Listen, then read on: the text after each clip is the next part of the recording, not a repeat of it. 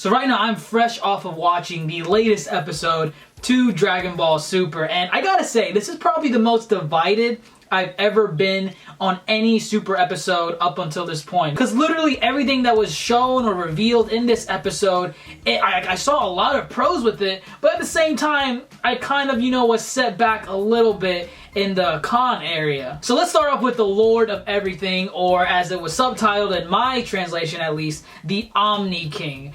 Now, this guy, is freaking hilarious because he's probably got to be, one of, at least, physically, he looks like one of the weakest, gods in the hierarchy in the Dragon Ball universe. We saw King Kai, we saw Supreme Kai, we saw Grand Kai, we saw all these Kais, and this one has just is so small, very high-pitched voice, and he's supposedly the god of everything. And it was so funny to see Beerus and Champa just basically acting like his bitch. They were fucking terrified of this guy. And it was a breath of fresh air to see these guys just be afraid of something, because up until now we've always assumed that the gods of destruction were just the pinnacle of hierarchy. There was no one in the known universe that could touch them in terms of rank. But now we know that there is, and they are fucking terrified of this little dude.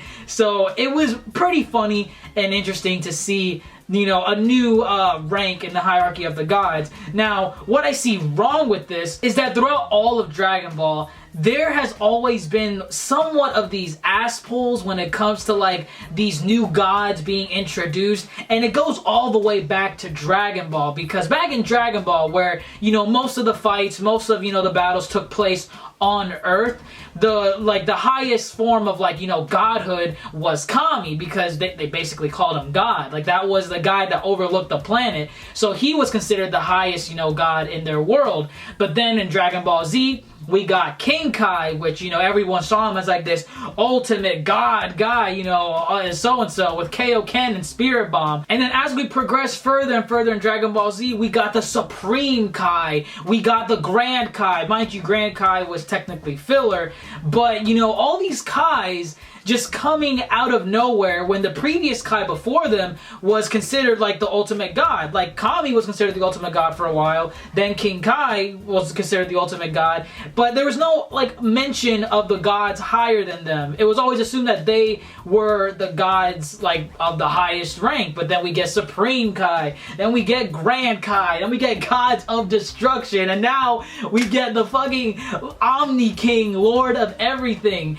And it's I'm assuming this is it. I'm assuming this is the highest of the highest hierarchy position that there is, because he is the Lord of all 12 universes, basically all of existence. I don't see them pushing it past anywhere further in this point. But again, it's just kind of bothered me that Dragon Ball has always had this problem with their godhood hierarchy, and it's been a mess in the sense that they've always been adding higher and higher positions as the series progresses. But I'm assuming this is it. Lord of Everything, Omni King, is the last freaking god, or the last high position that anyone looks up to or looks for advice or just bows down to. I'm hoping that's the case, because I'm not hoping there's a Lord of Everything, because in the Japanese, at least the manga translations, they always have Lord of Worlds, Lord of the Lords. I don't know how, I guess maybe Lord of Destruction is Beerus, but I'm assuming this one's going to be called Lord of Everything, and then maybe there's a Lord of Everything, I don't know. We'll have to wait and see on that front. And again, it was pretty funny to see Vados and Whis just basically calling out Beerus and Champa on their bullshit. Beerus is fucking, lazy and he eats all the time, and Champa's just getting fat. Whis and Vados were just fucking roasting them the whole time. I thought that was so fucking hilarious. And the last bit of info that we get with the Omni King is that he wants to hold a tournament with characters from all universes. Now, this has been something that people have been hoping for or wanting to see since the 12 universes were even revealed back in the beginning of Battle of Gods. And it's now we're finally gonna get it. Now that's super exciting, but at the same time, I'm taking it back a little bit saying, why is it going to be in the form of a tournament? We just got a tournament. We got a tournament arc. It was a good tournament arc. You know, it kind of started slow and whatnot, but it eventually progressed to like one of the better arcs of Dragon Ball Super. But to say that now that we're going to see the other characters from Universe, you know, 1, 5, 11, whatever, it's like, why are we going to see them in a tournament arc again? Because I was assuming if we saw any other characters from other universes, they were going to be, you know, teaming up together to fight a villain, or maybe they formed their own league of villains and the Dragon Ball Z characters had to go and fight them. Like, I don't know. I just thought it wasn't going to be like another tournament arc. Not saying it's going to be bad, but again, we already got a tournament arc and we're going to get another one to see these other characters. So I'm hoping maybe it changes up a bit. Like maybe it starts off as a tournament arc and then maybe a threat comes in and disrupts the tournament like how it was in the Buu saga. But we'll have to wait and see. But again, super excited that we're going to see more characters from other universes. But at the same time, I'm like, do we need another tournament arc? And oh boy, the big elephant in the room that we all watched this episode for.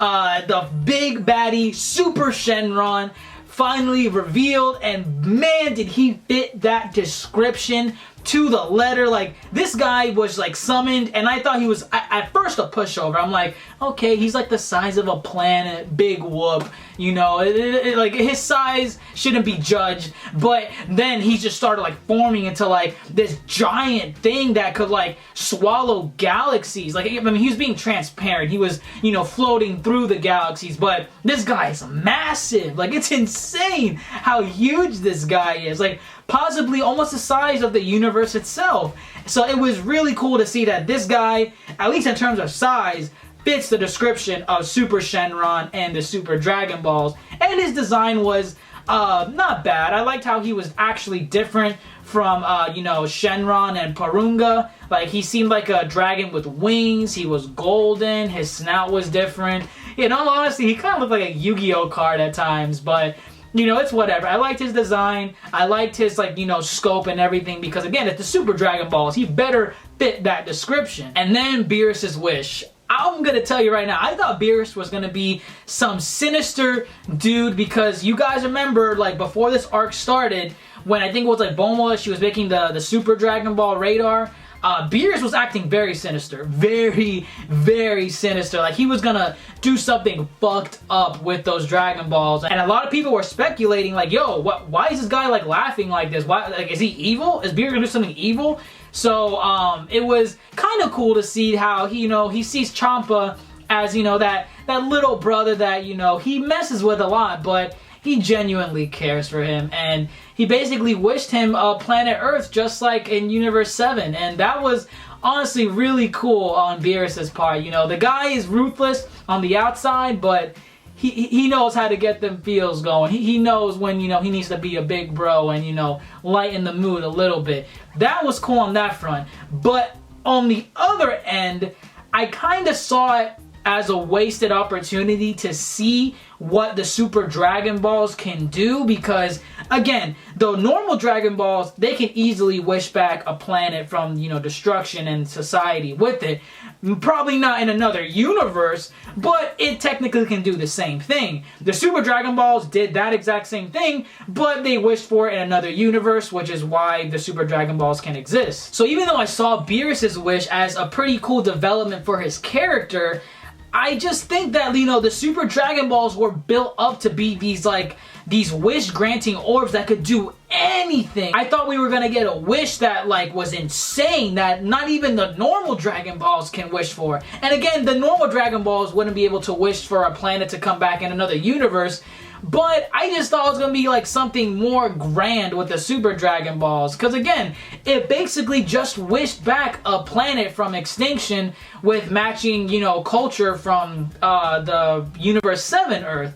And even though that seems, you know, like pretty, like a powerful thing to do in a separate universe, it's at the same time, it's like you're just reviving a planet. So I'm hoping maybe the Super Dragon Balls aren't done yet. Maybe they have to go on a hiatus like the other Dragon Balls. Like, you can't use them for 100 years, 1 year. I have no idea what the shtick is with that, but we're gonna have to wait and see. I'm hoping this is not the end of the Super Dragon Balls because, again, they built these things up to be so freaking powerful, and even though we got a pretty noble, decent wish, I feel like it didn't match the hype that, you know, the Super Dragon Balls were getting. But again, Super still has a bit of a ways to go, so maybe we'll see the Super Dragon Balls return later on in Dragon Ball Super, so I'm gonna have to wait for that. And yeah, that's pretty much all that happened in this week's episode of Dragon Ball Super. Again, a lot of interesting, you know, revelations and, you know, build up to new arcs in the series, and I'm super excited for nearly all of them. Like the Super Dragon Balls were freaking cool with Super Shenron, God of Everything, holding that tournament with everyone from the other universes. But at the same time, you gotta look at it from a critical standpoint and think like, okay, you know, this stuff is really freaking cool, but it probably would have been better if it went out this way or whatever. But again, just gonna have to wait and see. Let me know what you all think in the comments below. Again, I like this episode of Dragon Ball Super. It was pretty freaking awesome, but at the same time, it had its cons. All the interesting points had their issues, but let me know what you all think in the comments below. But if you enjoyed this episode of Dragon Ball Super, or even this review of that episode, leave a thumbs up down below. I would really greatly appreciate it. And if you haven't subscribed to my channel, there you go. Click this box right here. You stay updated with all my future videos and content. I will love you forever. Don't forget, social media sites down in the description below. Don't forget to follow me on those as well. I'm Ajax the Mister, and as always, folks, thanks for watching.